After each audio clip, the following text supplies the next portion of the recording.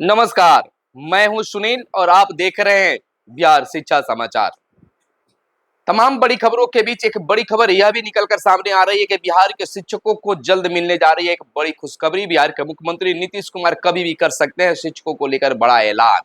दूसरी खबर यह निकलकर सामने आ रही है कि शिक्षकों को लेकर राज्य स्तर पर शिक्षा समिति की लगातार बैठकें हो रही है और इन बैठकों में कई तरह के मुद्दे उठाया गया। ट्रांसफर पोस्टिंग के मुद्दों के साथ सेवा निरंतरता, बिहार के सक्षमता पास शिक्षकों के सेवानिरतता के लाभ की भी चर्चा चल रही है, प्रोन्नति की भी चर्चा चल रही है। तो बहुत जल्द ही बिहार के वैसे नियोजित शिक्षक जो सक्षमता 1 और सक्षमता 2 परीक्षा पास कर स्कूलों में पोस्टेड हैं, उन्हें सेवानिरतता का लाभ का ऐलान कभी भी किया जा सकता है और उसके बाद उन्हें प्रोन्नति भी मिलेगा। निश्चित तौर पर एक और बड़ी खबर इसी में है कि बिहार के मुख्यमंत्री नीतीश कुमार कभी भी एक खास मंच से बिहार के नियोजित शिक्षकों और तमाम शिक्षकों के लिए, चाहे वह बीपीएससी से बहाल शिक्षक हो, तमाम शिक्षकों के लिए एक बड़ा ऐलान करने वाले हैं। इसका ऐलान कभी भी किया जा सकता है। तो इन तमाम खुशखबरियों के बीच आपसे आग्रह है कि चैनल पर अगर पहली बार आए हैं या अब तक चैनल को सब्सक्राइब नहीं किए तो चैनल को जरूर सब्सक्राइब कर दीजिएगा ताकि हर अपडेट आपको पहले पहुंचता रहे। देखिए, हम बात करते हैं अब हर उन शिक्षा विभाग से जुड़ी खबरों से जो आपके लिए जरूरी है। आपको बताते चलें कि इन दिनों शिक्षा विभाग में ट्रांसफर को लेकर लगातार मत्थापच्ची चल रही है। ये सिद्धार्थ चाहते हैं कि जल्द से जल्द ट्रांसफर जो कार्य है उनको खत्म कर दिया जाए, संपन्न कर दिया जाए, लेकिन बीच बीच में अड़चने भी आ जा रही है। सिद्धार्थ साहब नहीं चाहते हैं कि जब हम प्रकाशित कर दे सूची तो उसमें किसी प्रकार की आरोप उठे, किसी प्रकार से उंगली उठे। इसके कारण वह हर तरह से परख कर ही वह सूची जारी कर रहे हैं। बताया जा रहा है कि बहुत जल्द ही अगली सूची भी शिक्षा विभाग जारी कर सकती है। इधर आपको बता दें कि शिक्षा विभाग स्कूल पोस्टिंग को लेकर भी तैयारी में है। इधर प्रधान शिक्षकों के लिए भी एक बड़ी खबर निकल कर आई है कि विभिन्न शिक्षक संगठनों ने मूल वेतन में बढ़ोतरी करने को लेकर मांग उठाई है। इधर एमएलसी वंशीधर बरजवासी भी शिक्षकों के लिए दरबार लगा रहे हैं, उनकी समस्या को सुन रहे हैं। इधर मैट्रिक कंपार्टमेंटल विशेष परीक्षा 2 मई से होगी। बिहार विद्यालय परीक्षा समिति ने परीक्षा की तिथि जारी की है। 7 मई तक 2 पाली में परीक्षा होगी आयोजित। पहले दिन दोनों पाली में मातृभाषा की होगी परीक्षा। खबर विस्तार से आपको बता दें, बिहार विद्यालय परीक्षा समिति ने मैट्रिक विशेष कंपार्टमेंटल परीक्षा की तिथि जारी कर दी है। परीक्षा 2 मई से शुरू होगी और 7 मई तक चलेगी। पहली पाली की परीक्षा 9:30 बजे से 12:45 बजे तक और दूसरी पाली की परीक्षा दोपहर 2 बजे से 5:15 तक चलेगी। पहले दिन पहली पाली में मातृभाषा विषय की परीक्षा होगी, दूसरी पाली में द्वितीय भारतीय भाषा विषय की परीक्षा होगी। इसी तरह से शेड्यूल जारी किया गया है। इधर यूडाइस पर दी गई जानकारियों का होगा अब सत्यापन। कुछ स्कूलों ने या तो अधूरी या गलत जानकारी दी। विभाग के सचिव ने सभी डीओ को पत्र लिखा है। शैक्षणिक सत्र 2024-25 के लिए यूडाइस पर आंकड़ों की जो प्रविष्टि की गई है उसका भौतिक सत्यापन किया जाएगा। बता दें कि विद्यालयों ने यूडाइस पोर्टल पर अलग अलग प्रोफाइल में आंकड़ा दिया है। समीक्षा के दौरान यह पाया गया है कि कुछ विद्यालयों ने या तो अधूरी जानकारी दी है या फिर उनकी जानकारी में कुछ गलतियां हैं। शिक्षा विभाग के सचिव अजय यादव ने इसको लेकर सभी जिला शिक्षा पदाधिकारियों को पत्र लिखा है। तो अब इस पर जांच चलेगी और कार्रवाई होगी। 20 साल बाद मायके से ससुराल लौटेगी सैकड़ों महिला शिक्षक। दूरी के आधार पर सूबे भर की महिला शिक्षकों को मिला है खास मौका।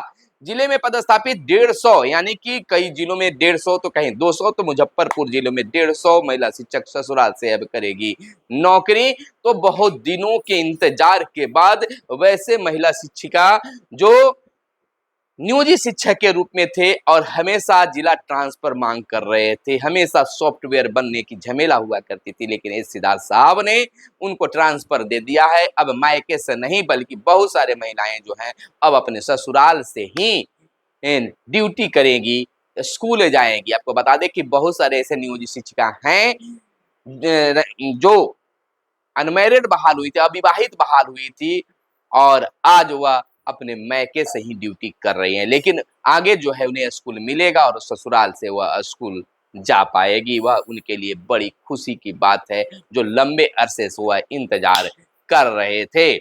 इधर अगली खबर बता दें कि बच्चे कैसे बनेंगे विज्ञानी। राज्य के 29% स्कूल में ही है विज्ञान की लैब।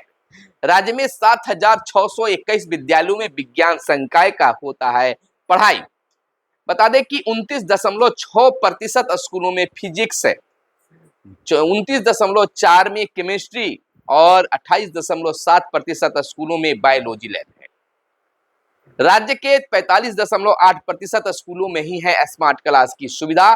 कंप्यूटर लैब सिर्फ 22.5% स्कूलों में ही है।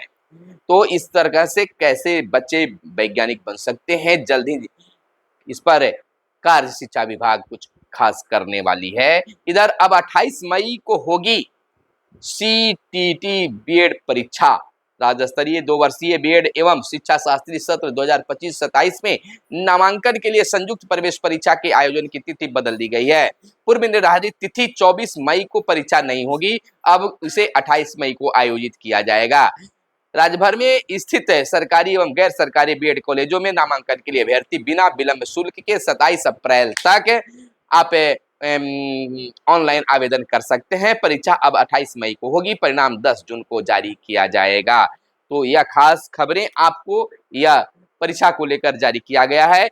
स्कूलों की खूबी और खामियों की अब होगी निगरानी। शिक्षकों की शैक्षणिक गुणवत्ता से लेकर स्कूल की सुंदरता पर भी फोकस होगी। आपको बताते चले कि अब स्कूलों की खूबी और खामियों की शिक्षा विभाग निगरानी करेगी।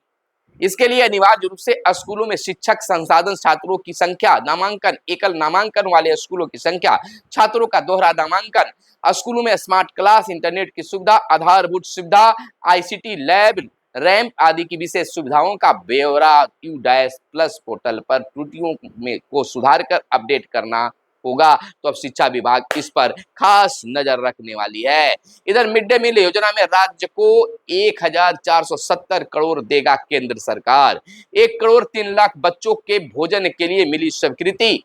दिल्ली में प्रोजेक्ट अप्रूवल बोर्ड की हुई बैठक में इस पर बनी सहमति। मध्याह्न भोजन योजना के तहत केंद्र सरकार वित्तीय वर्ष 25-26 में बिहार को 1470 करोड़ राशि देगी।